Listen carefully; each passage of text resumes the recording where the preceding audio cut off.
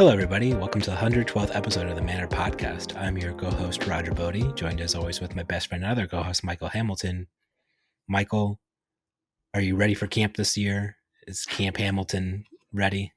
I mean, I'm never ready, but I have most of the things ready to go, and I am very excited for it. So every year for my birthday, I run like a small, like I call it Camp Hamilton. It's like a little event where I run a bunch of games and have a bunch of my friends come down and spend basically this year it's a weekend. It hasn't been a weekend in the past, but I've converted to weekends and run stuff, give out prize coins as people do activities and play games. And then on the last day, I run a raffle where you get to put your like prize coins. You get raffle tickets with your prize coins. You get to put them in like different prizes that you want. And it's a lot of fun. You're joining me in the old man club this year too, right? I am turning 30. Does that qualify me as an old man? Yeah, you're old now. Okay. You're going to have to do old man things now, like go to the doctor and go, every time you get up. I have actually been going to the doctor much more regularly since Worlds because I have not felt financially blocked from going to the doctor, which has been nice. I don't know about the grunting when I get up. I'm trying to exercise, going hiking on Thursday, actually that's the day that this goes live. Going hiking today as of the podcast going live, trying to keep my body in at least reasonable shape. Yeah, that's a good idea. I've let myself go in my old age. Got wrinkles now. I got a big fat belly. I got bad knees. I know you said you were treadmilling. Like you were talking to me about treadmilling before. Yeah. Mm-hmm. I've been trying, but only once you let yourself go, it takes a while to get yourself back to peak condition. Yeah, I don't think I have ever been in as good a shape as I was the end of middle school, but when I was running and doing sports and stuff. Those were the good old days. My office has a gym. I should really take advantage of it. Like I have this fantasy in the back of my mind of taking like a gym bag, and then I can go and then do stuff during my lunch, and then I never take the gym bag. You just got to put it in your car like the night before, so it's there. That's a good idea. But then I would also need a gym bag. I guess I could just take a second book bag, but then I look crazy with two book bags, If you say so. I've definitely walked around with two book bags before. I'm sure a lot of people thought you were crazy. No one would ever think that. Never. So we got a new Flesh and Blood set. All the cards are spoiled and released, and we don't have a limited calling that just wrapped up to talk about. Yeah, I wanted to do a CC Hero tier list, and you said no. That's next week's content. First, we have to talk about the exact same list of 10 cards that everybody knows are the best cards in the set. And we're going to talk about them, and then we're going to all be in agreement by the end of the episode. Yeah, I don't think our lists are going to be the same. I would be quite shocked. There's a few cards that like maybe could have made my list, but I don't know. There's cards that are like good, and I put the cards that are like really good, and I expect them to be like deck warping / format warping at the top of my list, and then the other cards that are maybe good and we'll see play, and the heroes they are legal to see play in, but not really changing much. I didn't give them a spot on the list. Okay. Well, I do have one cheat card. There's one common card that didn't quite make my top 10.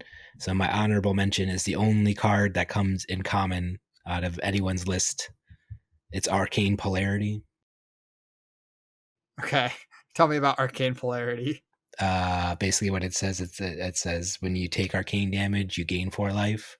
So there's a lot of arcane damage flying around in Classic Constructed these days. I don't know if you've ever taken one rune chant and then gained 4 life immediately, but it feels pretty good. Okay, I believe you that it feels pretty good. Sigil of Solace is a card that has seen a decent amount of play over its time in Classic Constructed, and I think it makes sense that Polarity will be good against decks that are dealing arcane damage to you.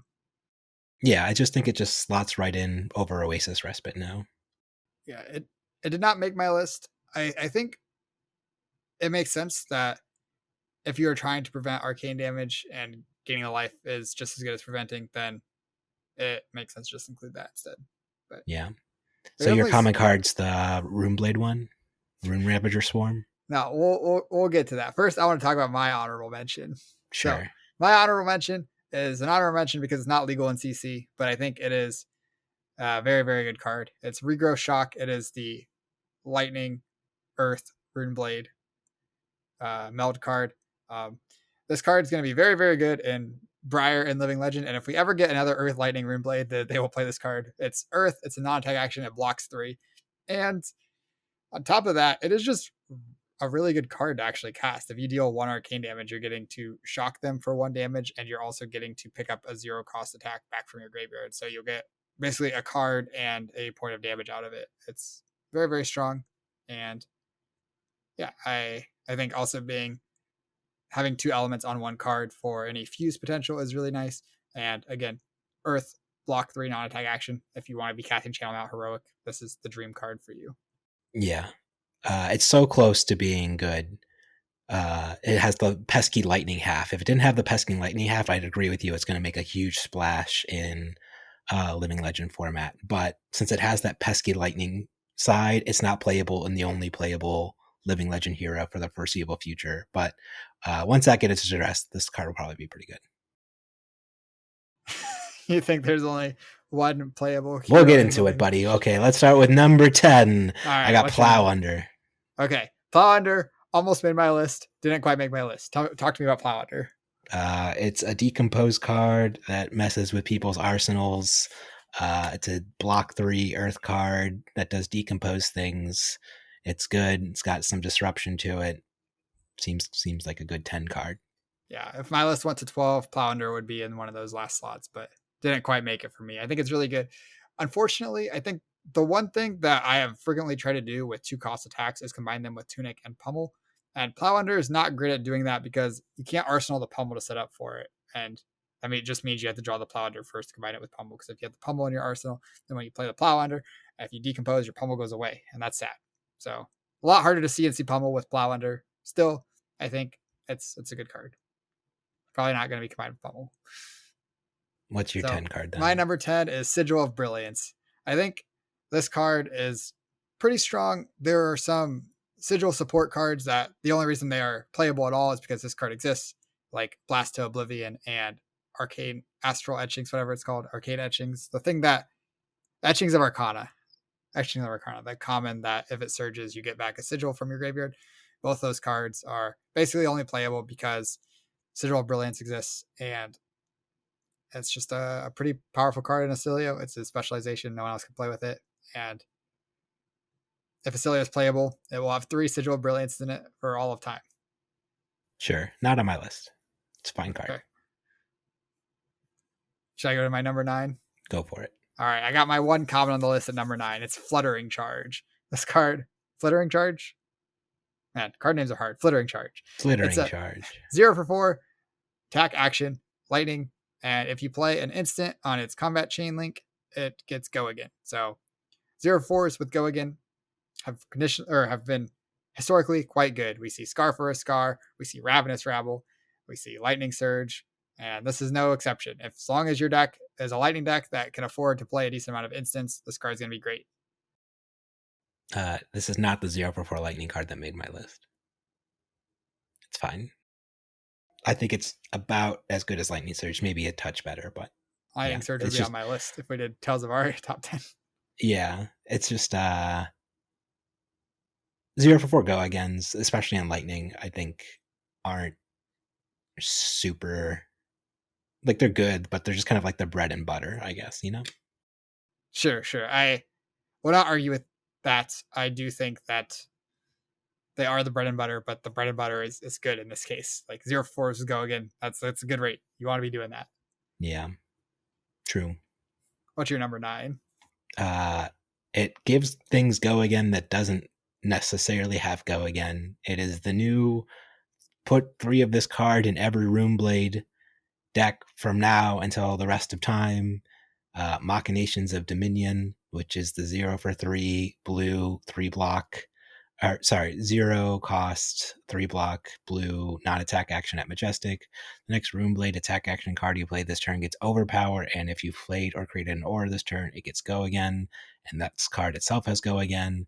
So it is a non-attack action that gives an attack action go again, allowing you to play both an attack action and a non-attack action in the same turn and maintain an action point. Something that I hear Runeblades like to do. Yeah, this card did not make my list. I think that's because it requires the aura to be created to give go again, right? Mm-hmm. So most rune blades are not creating an aura just by playing a non-attack and an attack action. That is Most something that Runeblades are playing this card called Grasp of the Arknight. sure, but then if you're spending a card and 2 resources to give something go again, that's just a really bad rate. I'd rather play lead the charge. So Vincent makes a rune chant for free at the start of her turn every turn. Viserai basically makes the rune chant for free, and But so after playing this, yeah, Viserai gets this.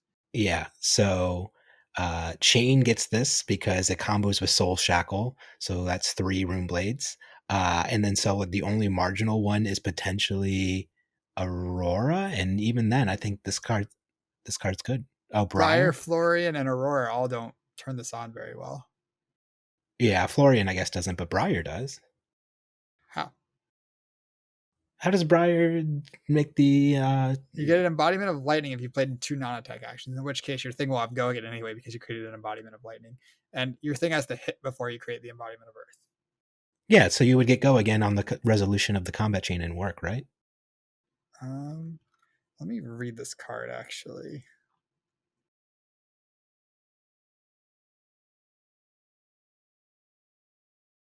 If you played or created an aura this turn, this gets go again. Yeah, that totally works. It's the same language as Swarming Loomveil. So It's that's the kind same. of It's okay. the same thing as Swarming Loomveil. I agree that sounds right to me. But the problem then is that now your opponent's like, oh, if I block this out, it will not have go again. So they're very heavily incentivized to block it out, which is a pretty Sure, big weakness. but it has overpower. What gives it overpower if it's a rune The blade card action? itself, yeah. Yeah, there's strong armor suites in the format, so in every format. But I Runeblades think were freaking playing blue lead the charge for forever. I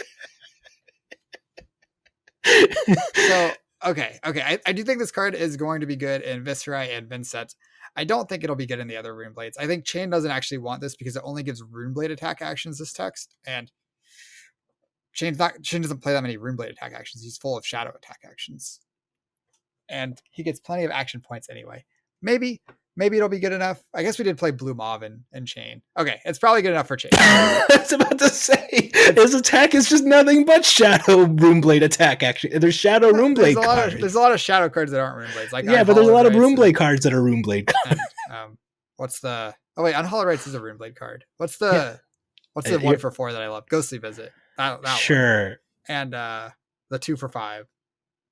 Void Wraith. That one's also nobody's playing Void Wraith and Living Legend, Michael. It probably should be.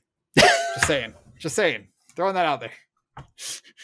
Yeah, okay, it is good enough for Chain. It is good enough for Chain. This card probably does deserve a slot on my list. This is probably a mistake to not have it on my list, but that's okay. We're learning. We're living. Yeah, it's also a blue block 3, and if Blue Mauve is playable, then this blocking 3 is just better than Blue Mauve. Yeah, great. You're right. Good card. Boom, we did it. All right, what's your number 9? I already did my number 9. It was Slithering Courage. Okay, what's your number? Do I do my number 8 now? What's your number 8? Hit me. Channel the Millennium Tree. Okay, talk to me about this tree. It has this line of text that says AMP 3, and AMP in 3 is real good. You get to push your surge effects. Nobody's running. You're like, it's almost impossible to block out that arcane damage because people have to start running AB4 if you're getting pinged for 1 in order to block out the total amount of the damage you get off this amp. And then it's also recurring amp, so turn after turn, you're getting this additional 3 arcane damage. Sure, you have to have the source of arcane damage to, get the benefit of the amp, but for the heroes that kind of build their deck around it or use this card, it's just a slam dunk, right? Yeah, this card didn't make my list, but I I do think it is fairly powerful. I think it's easy to overrate it though, because if you play it one turn and you get 3 points value out of it, and then the next turn you get 3 points value out of it, and then it goes away, you just 2 card six with go again, which is fine. That's not below rate. But if you ever play this card, you'll get the AM3 out of it, and then the next turn you don't have a source of arcane damage, which can happen unless your deck is like full of a million arcane sources. It has to have like 40 plus arcane sources before you're like very, very low chance to miss on this. Like if you have 20 sources of arcane damage, you're going to miss on this 5-10% of the time. I don't know the exact math, but a real amount of the time. And that's a pretty big cost. And the fact that this doesn't go above rate means that it's not. I don't think it's actually going to be amazing. I think Verdance and Living Legend loves this card because buffing Kraken's Aetherbait is broken. But Yeah, that's part of the reason why it's also on my list. I think outside of Living Legend, it wouldn't surprise me if any of the Earth heroes just don't play this in their decks. I think Verdance will slam dunk this card 100% of the time. Yeah, it really depends on what the Verdance deck is trying to do, I think. But I mean, her weapon amps naturally, so she's already inclined to play surge effects. And you're talking like a guy who's never been mind warp surged yet in this format. And as somebody who's been mind warp surged 6-7 times, it's not fun. It sucks. Sure. I will not argue with you there. But if you play AB3 and you just AB3 on the mind warp, how are you getting got? Oh, you're right. I forgot every hero just has the AB3 just laying around all the time in the blue to pitch for it. Just it's easy. Everybody just it's simple. If you're just play AB3, just play AB3 and have the blue in all your decks all the time. Can't get got. That's how you won a world championship, Michael. I did have AB3 in my deck when I won a world championship. I had AB5. That was right. Yeah. Nobody's mind warping that. Yeah. Again, I think that the tree is solid. I think it just isn't as slam dunk as some of the other cards on my list. That one. Hit me with a slam dunk then. What's your slam dunk? My slam dunk, Succumb to Temptation.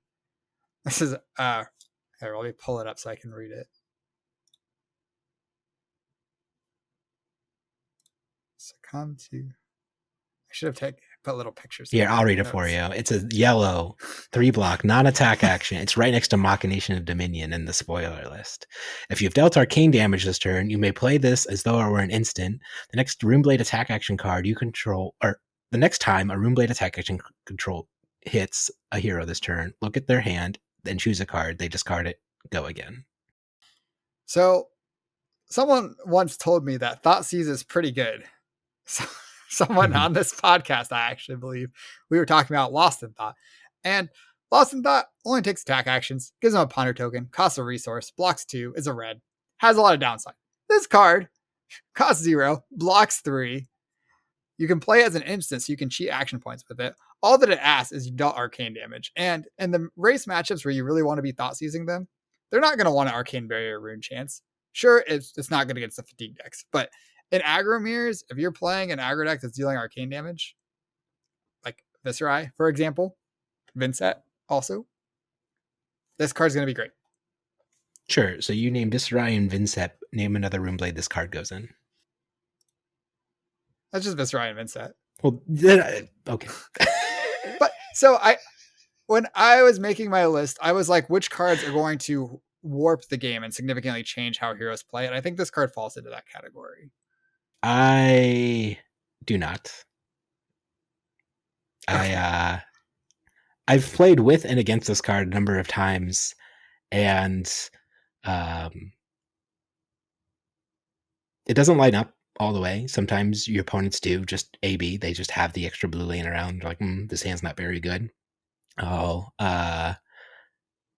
Just AB a little bit, and then this card turns into do nothing. Sometimes you play this card after they take an arcane damage and they have a sink below, and then they block out your attack, and then this card just turns into an action point. So I think there's a lot of fail states on this card. What matchups are opposing aggro decks having sink below? What aggro decks want to play sink?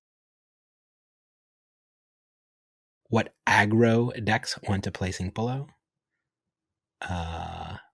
well, let's look. Let's look at the list of heroes real quick. So Aurora's not playing it. I guess Azalea's not playing it, or A being, so it's probably good against those heroes. It's probably good against Dio. And then Good I guess against Acilio's Ashley. not playing Sink Below.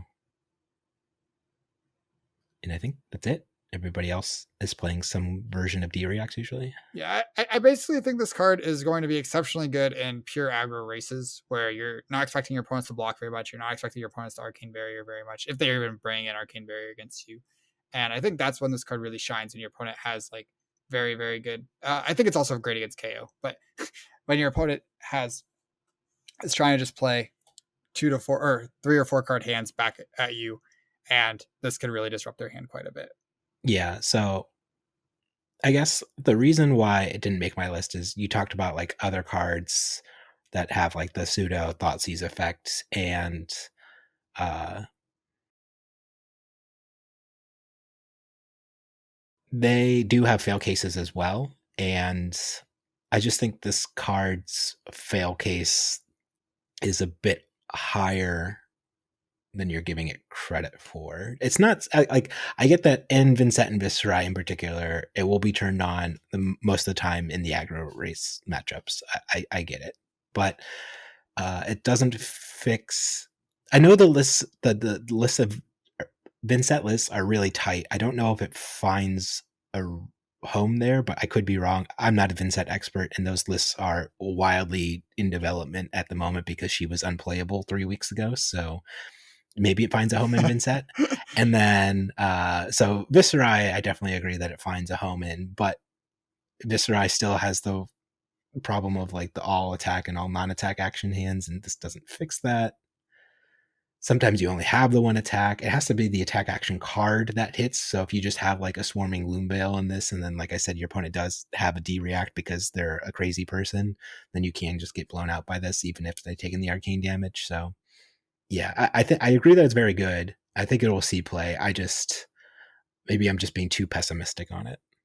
Yeah, I do think that it gives a lot of value as an action point generator. If you've done non-attack attack, you're still getting the rune chant out of the deal from Viscerai. I think it'll be quite strong there. And Vincent's traditionally just played like really bad cards to give her an action point. So Yeah, true.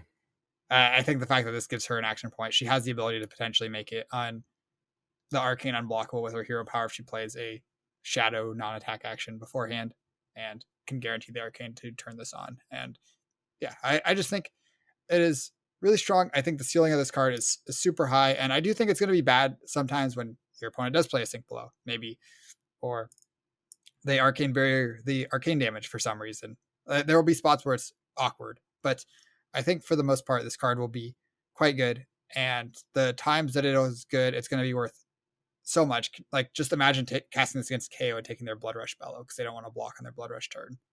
It'll be really, really impactful.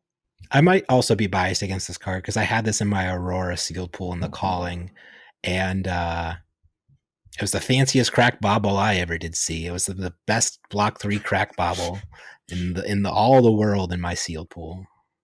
Yeah, it's a lot harder to use in steel. Did you have the gloves that make a rune chant? I did.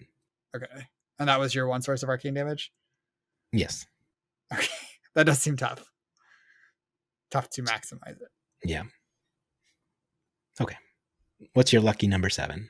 All right, my number 7 is Channel Lightning Valley. Finally, we agree. That's my number 6. We're only one spot off there. All right, so Channel Lightning Valley. It's a yellow, 0 cost, lightning instant aura. The first time you deal damage to an opposing hero each turn, draw a card. Great. And then it has the channel text we've seen before, Channel Lightning. We've seen it on all the channel cards before, where you have to, at the end of your turn, you put a flow counter on it, and then you put a card of that element on the bottom for each flow counter on it. Otherwise, it goes away. So this card's really good. It's an instant, so it turns on your Flittering Charge, which is a card I talked about before. It also bounces Gone in a Flash, which is another card that is going to be on my list. A little bit of a spoiler there, but you really want the way that the new lightning heroes work. You really want impactful lightning instants that turns on the shoes as well, Lightning Greaves. to get an action point. And then it's pretty easy for this to be a zero cost draw too. If you do it once on the first turn you play it, and then the next turn, or the first turn you play it, then your opponent's maybe not blocking you out. They don't know you're going to draw a card if you hit. It's not like Snatch where it's just big sign that says I'm going to draw a card if this hits. This you just flash it in after they say no blocks, and a lot of the time you'll get your first card. Then if you pitch one lightning card, then the next turn it's sitting in play, and if it's a hero that doesn't really want to block you out or can't block you out, you'll just draw another card off of it. And yeah, it's really really powerful. Very very good. Yeah, it was one of the marquee cards spoiled for the set, so it makes sense why they would lead with a card this powerful when trying to hype up the set. What was your number 7? My number 7. This is honestly where I thought this would be our first deviation. I was like, I'm going to throw this at number 7. 0% chance this is on Michael's list, but hey, you know what? I am who I am. I got Unsheathed at number 7.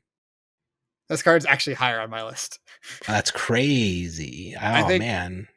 Every hero that is dual wielding swords forever will play this card. Every hero that has ever put Sharpened Steel in their deck, this is going to be an improvement for that. And they might play Sharpened Steel along with this. So I think that just like every sword warrior forever will play this as a 3-of in their deck.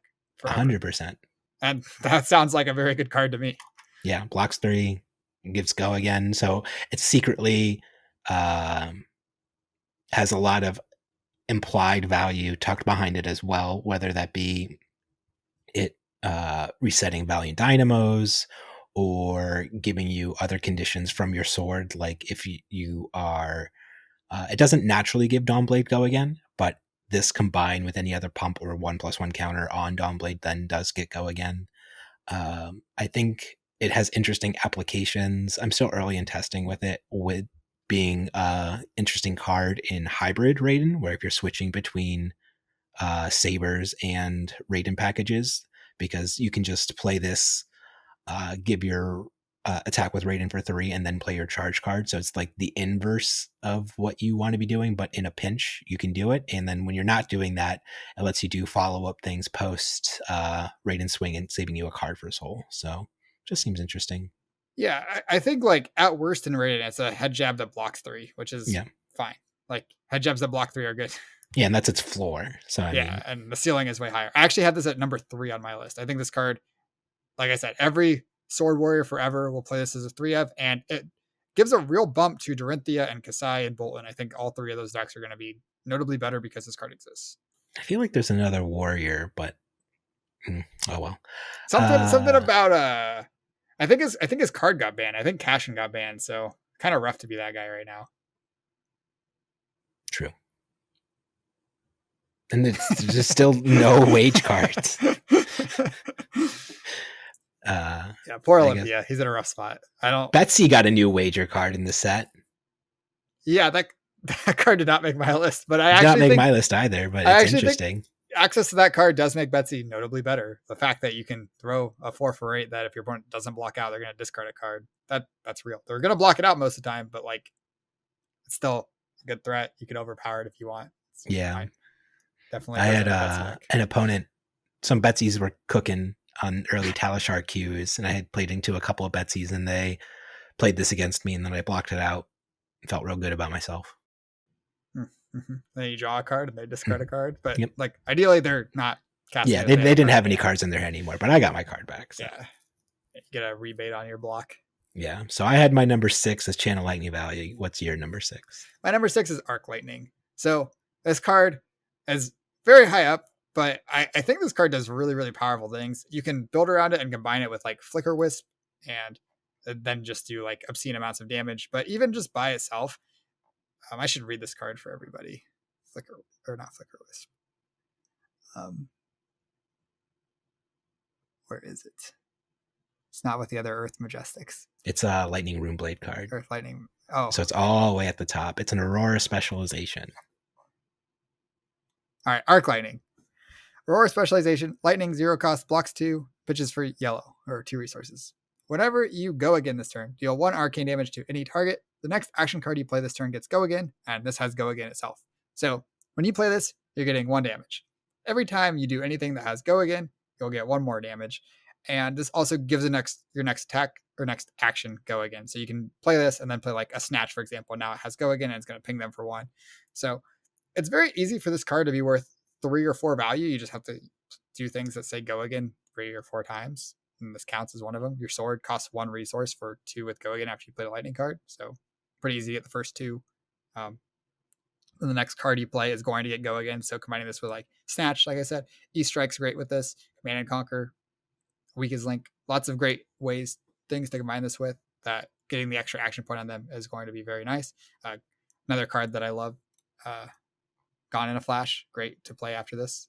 I just think it's very easy for this to get 4 to 6 value, and if you build around it, it's going to get even more than that, and that's really, really good. This is probably the reason to play Aurora.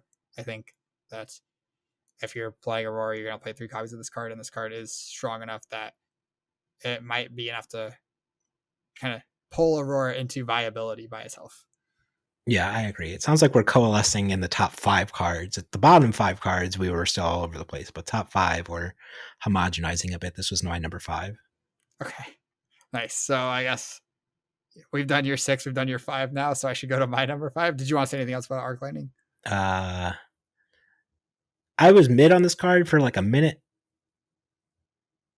and then somebody combined it with the Flicker Wisp, like you said, and I was like, oh yeah, I'm sold. That was a good combination of cards. It was a lot of damage. Yeah, that is a lot of damage.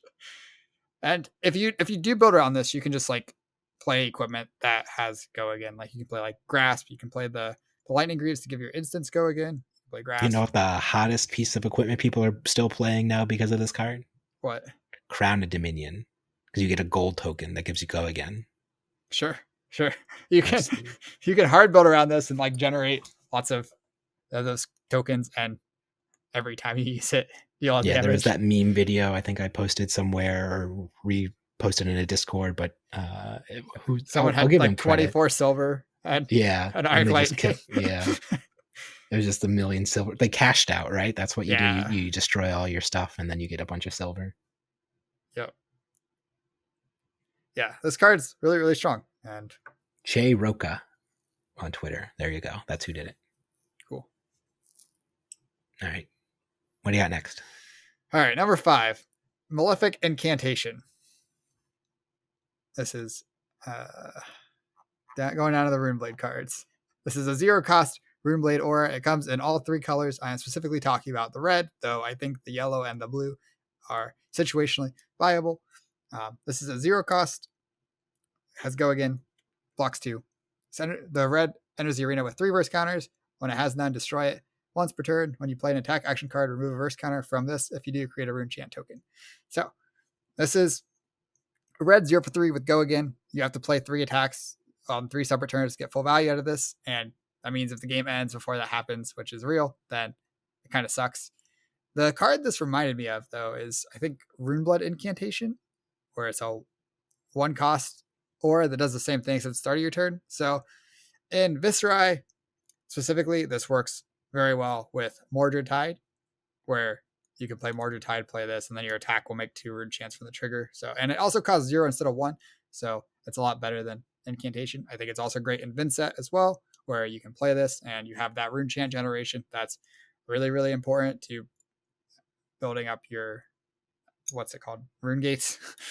And I think even Florian might want this if you're like a mid-rangey Florian, where once you've turned on your hero power, you're getting 2 rune chants per time this triggers, and that's great. That's a 0 for 6 with go again if Florian's online all 3 times you trigger this. Yeah, not on my list. Okay. It's just my eyes glazed over. Like I think it's good. It's just a rune chant generator, and rune chant generators are plentiful. And if you're playing OTK builds or things like that, then obviously you can't. It's the worst rune chant generator there because you don't want to be playing the attacks that you're trying to like build up the critical mass of them. Sure. So there are spots where something like Runeblood Incantation, is that what the card you said, right? The one for the other aura. 1 cost. Yeah, is just a lot better than this. Not always, and I think it's going to depend on what you're trying to do. I think Vincent's playing both this and the Runeblood Incantation, so uh, she likes a lot of Rune Chance in play, that's for sure. And Visceray probably won't play both.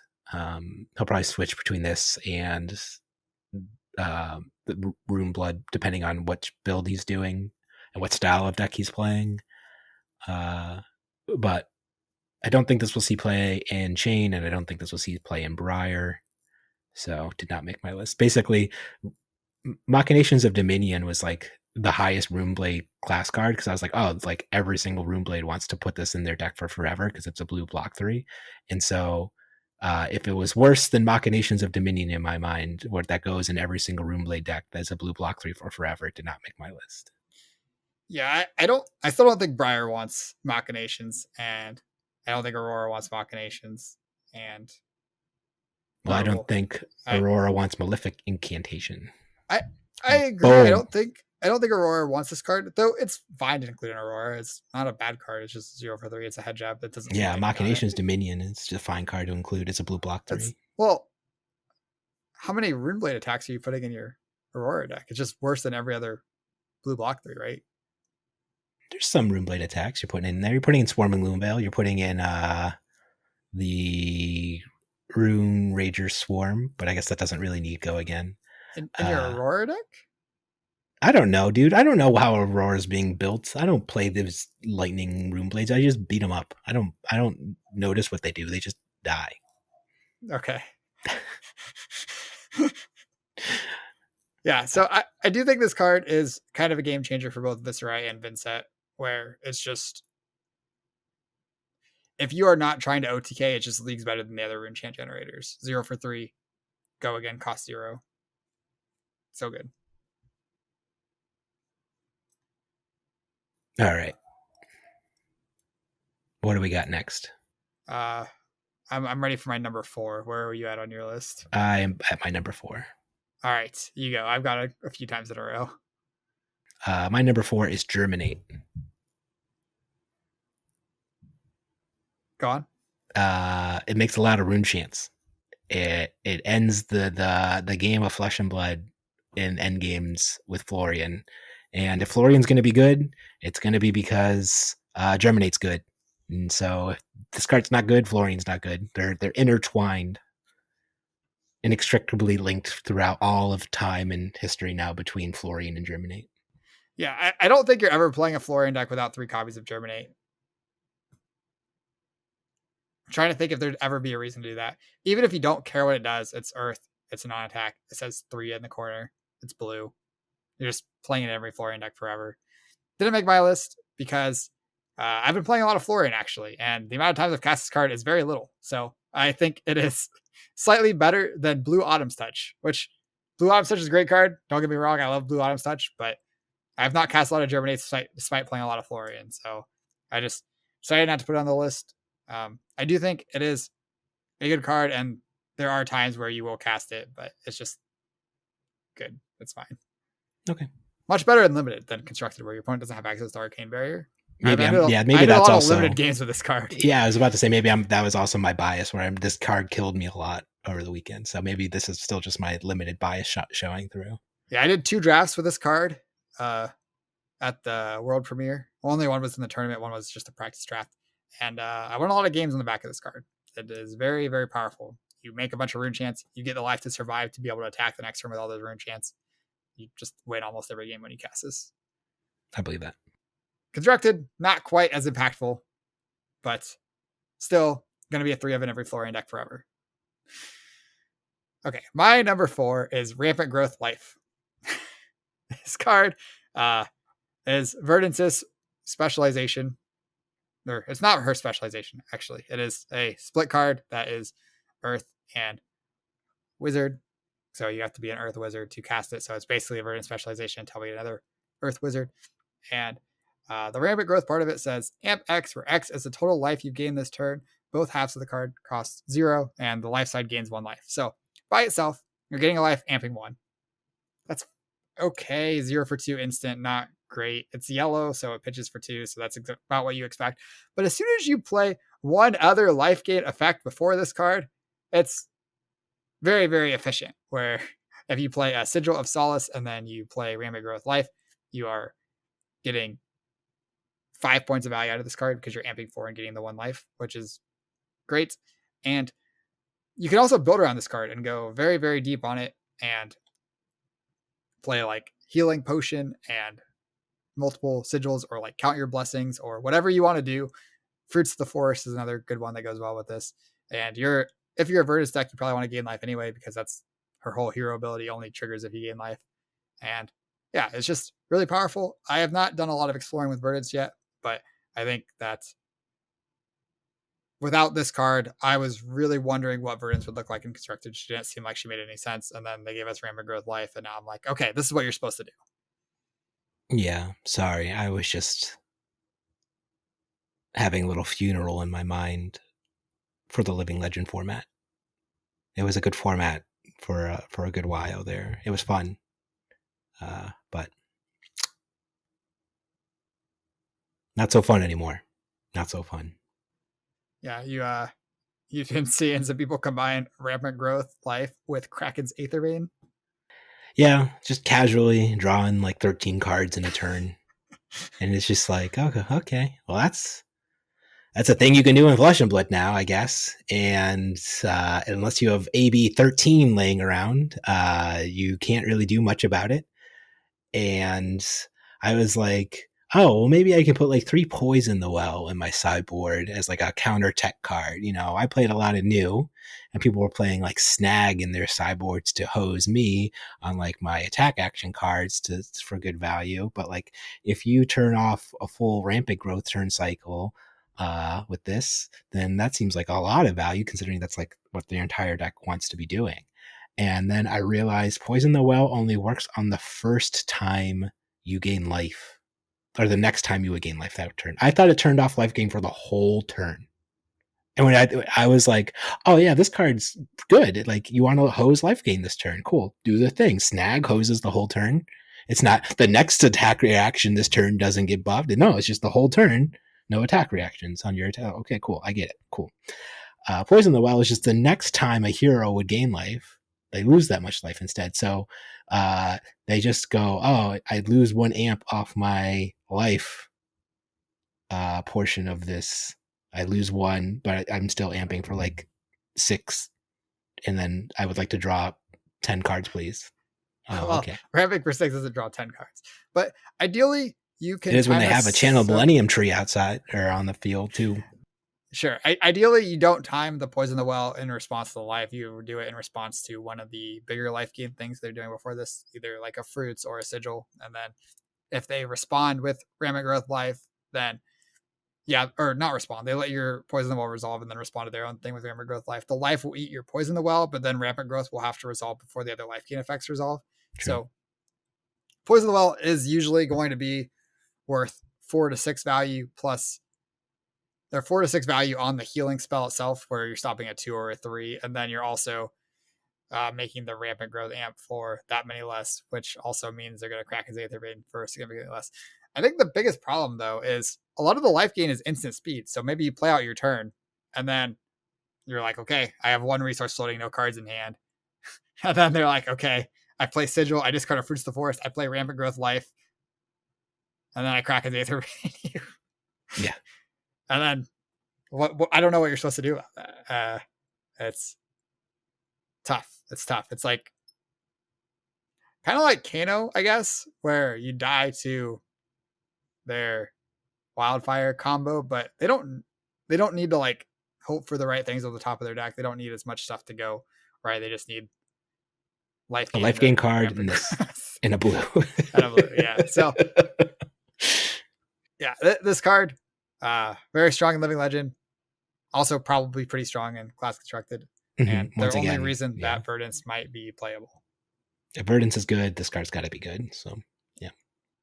But this one is like, so the reason I put this like way higher than Germinate is because this card like drags Verdance from the dumps to like potentially good. Like if Verdance is good, it's because of this card. Whereas if Florian is good, it's probably not because of Germinate. He's probably playing Germinate. It's a blue earth block 3, but that's not like why he is good.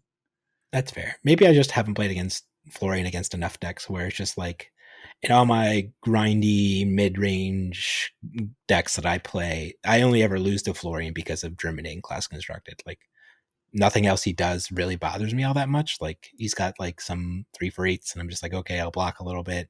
It's fine. I can AB a little bit.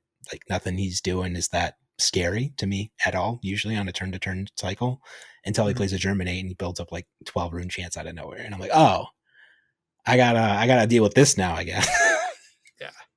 I don't want to insult your opponents, but I'm wondering like why their decks aren't doing other things until they play Germinate. I feel like you should be doing things. I don't know.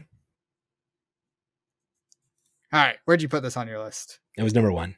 Okay, cool. If you break the Living Legend format and completely warp an entire game's worth of meta around the most powerful things that have ever been done in the game of Flesh and Blood, and there's a new card that breaks that format, it's number 1. It's the most powerful card in the set in my mind. I think I feel like Kraken's Aetherbane is what's breaking Living Legends now. This card would not be particularly good without Kraken's Aetherbane. Oh, true. Yeah, but I'm giving Kraken's Aetherbane the credit. Yeah.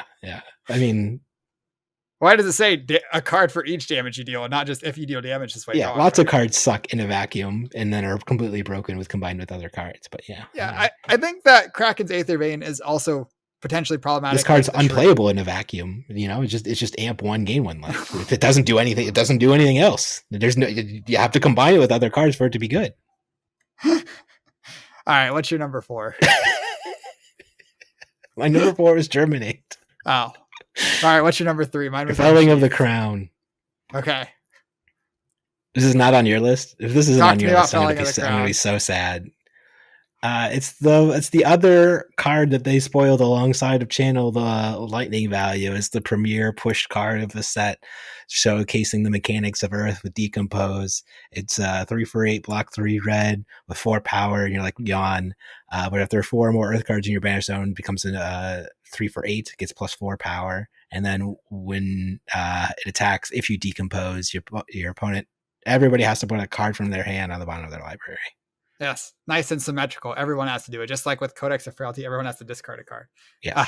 This card's number 1 on my list. This card's very, very broken. It is the reason to decompose in your Earth decks. It is the payoff and the enabler for decompose. It's just so strong.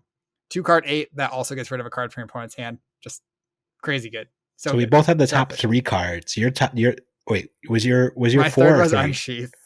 Okay. We were close. So your 4 was Rampant Growth. My 1 was Rampant Growth. But we agree on number 2. By process of elimination. Number 2, Gone in a Flash. This 0 cost, 4 attack, lightning, attack action card, blocks 3. That's great. It's a wounding blow that says lightning on it. That's why this card's good. Yeah, no other combos you can do with this card. Now, what is the text on this wounding blow? You might wonder. When this attacks, the next time you play an instant card, this chain link, you may return this to its owner's hand. That's very, very good. Suddenly, your 0 for 4 is recurring. Remember, imagine. Were you about to say Endless Arrow? I was about to mention Endless Arrow. Yeah, imagine if your Endless Arrow just didn't have to hit. Yeah, you just get it back. All you have to do is just play a card. This is more endless than Endless Arrow. So, we've seen. At least I have seen there's been some images of some Acilio combos where you're activating Lightning Greaves and playing this 5+ times in a turn to deal like 20+ damage in a turn. I don't think you need to be doing that for this card to be quite good. Just playing 1 instant, just getting a 0 for 4 that draws a card essentially when you play that instant. That's very, very good. And I think the ceiling of this card is much higher, and it doesn't care if it hits. It's just coming back. You also want to be careful and make sure you time your instance during the resolution step so that the damage has already happened. You want your go again to resolve, and then you want to bounce this. Yes, true. All right. Yeah. Very, very good. So we didn't agree on everything, but we agreed on a lot of things. We did. The top of our list were a lot closer than the bottom of our lists. Yeah. which makes sense. I don't feel that strongly. I guess I don't. Maybe I lost my mind a little bit with Germany. I think Germany's the one that I'm regretting the most now, since you're so low on it. But everything else, I feel good about on its placement here. Yeah, I feel like my biggest regret is the room blade go again thing. That should definitely be on my list somewhere. I don't Machinations know of where. Dominion. Yeah, yeah. You are right. Blue block 3 mob Wait, skies. what was that? you uh What was the you first part you you said? you were right. Yes. Best three words in the English language put together. Sure. Okay. Well, I'm excited for this format. I wish now we can talk about what heroes and what the rankings for all these heroes are next week. Although people probably have a good indication based on how we talk this episode, but maybe not. I think I got a few hot takes. I think ready to go. Yeah. We have to put a lot of thought into this. I'm not going to be playing very much Flesh and Blood over the next week, so and I don't think there's any CC tournaments happening to give me some insight. So I'm just going to kind of be No, going because if on they were, instinct. Brody would be there, and Brody's going to be at your house. Brody is going to be at my house. So there's no. You were very lucky that LSS blessed you with no events on your birthday weekend. There's a calling in Sydney. Oh wow, I'm actually shocked. Brody must love you. He chose your birthday over a calling in Sydney. He chose Sydney's hanging out really with you far over away. 20 hours in an airplane one way and 20 hours on the way back. 40 hours in an airplane. Is it really only 20 hours to get to Sydney? I feel like I don't think I'd ever seen a 20-hour trip to Sydney. I feel like it's like in the 25 to 30 range whenever I Really? look. I just assumed it was slightly closer than Japan, but I I shouldn't think assume things again. physically it is further, and there are also probably more layovers to get there than Japan. No, you can do it in like the shortest flight I'm saying is like 21 hours. Okay, that's pretty good. That is better than the last time I looked at flights to Australia. Yeah, I mean, like the longest one is like 35 hours if you do like a bunch of layovers. Yes, but there is United from Indianapolis to Sydney in 21 hours and 35 minutes, which is Okay. shorter than my flight to Osaka, which is like 24 hours and like 50 minutes. I'm not looking forward to that flight. I am looking forward to being in Osaka, but the flight is going to be rough. True. Never done longer than like a 12-hour trip before. So Yeah, by plane. I'm not looking forward to it either. But you know what? It'll be a good time. I'll be stuck in the air with very limited things to do. Sounds like the perfect time to study law school stuff. That's pretty much those 2 days I have in the air. That's when I'm gonna become a master of the law. I'm gonna be a sky law master by the end of those trips. So, sounds like a plan. I am going to be playing probably something on my Steam Deck or Switch. I don't know what yet. We got some time to pick out some good games. Okay.